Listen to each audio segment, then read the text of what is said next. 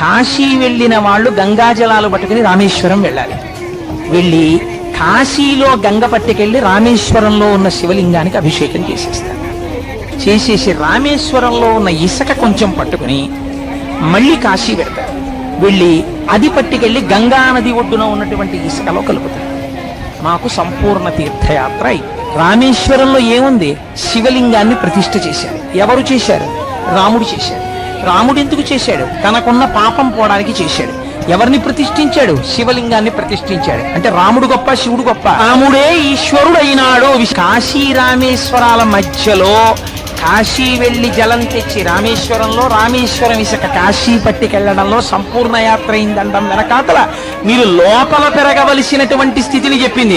అంతేగాని ఓ 2,000 రూపాయలు 5,000 రూపాయలు జేబులో వేసుకుని అలా వెళ్ళిపోయి తీసుకొచ్చేసి ఇక్కడ పోసేసి ఇక్కడ పట్టుకెళ్ళి అక్కడ పోసేసి అయిపోయిన తీర్థయాత్ర అని కాదు దాని ఉద్దేశం. చాలు పరమశివుడు పార్వతీ అంటాడు, కాశీ పట్టణానికి ఏమిటో తెలుసా? సుతీ పాపములకు ఎదురు చుక్క కాశీ. కాశీ పట్టణానికి ఉన్నటువంటి గొప్పతనం ఏమిటి అంటే, ఓ సుతతి పార్వతీదేవిని పిలిచి అంటాడు, పాపములకు ఎదుర్చుక్క కాశీ. కాశీ పట్టణం లోపలికి వెడుతుంటేనే రోమకూపములను ఆశ్రయించి ఉన్నటువంటి పాపరాశి పక్షి రూపంలో ఎగిరిపోయి చెట్లని పట్టుకుని ఉంటాయి. మళ్ళీ వాడు బయటకు వస్తాడేమోనని 9 రాత్రులు కాశీ పట్టణంలో ఎవరు పులిమేర దాటకుండా గడుపుతారో ఇక వాడు మళ్ళీ 9 నెలలు అమ్మ కడుపులో పడుకోవలసిన అవసరం పోయింది. కాబట్టి ఇక ఆ పాపములు ఆ వ్యక్తిని పట్టుకుని ప్రయోజనం ఉండదు. కాబట్టి ఇక ఆ పాపములు అక్కడతో వెళ్ళిపోతాయి. ఇక వ్యక్తిని పట్టుకోవు.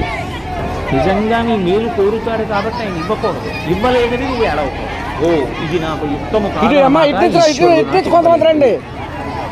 ఎందుకని నేను తెలియక అమెరికా అధ్యక్ష పదం అడుగుతాను, లేకపోతే భారత ప్రధానమంత్రి పదం అడుగుతాను. ఎందుకు?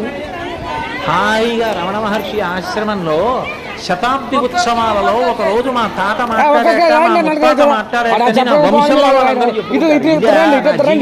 ఉద్ధరణ. ఎందుకు నాకు ఆ పదవి? ధరించవలసిన వాళ్ళు వేరే నాకెందుకది? నీకు అక్కర్లేని దాని జోలి నీ మనశ్శాంతిని ఏ కారణానికి పాడు చేసుకోవాలి. నీ ఈశ్వరోపాసనని మాత్రం ఏ ఒక్క కారణానికి ఎదుర్కోవాలి.